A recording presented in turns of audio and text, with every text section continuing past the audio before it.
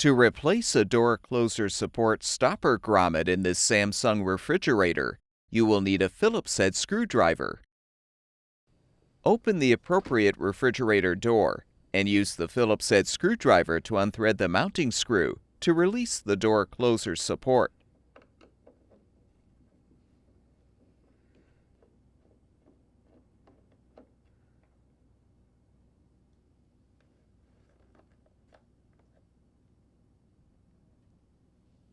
If still intact, detach the old grommet from the support. To install the new stopper grommet, peel off the backing to expose the adhesive.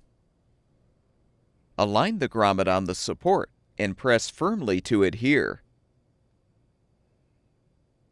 Now realign the support on the bottom of the door and thread the screw to secure.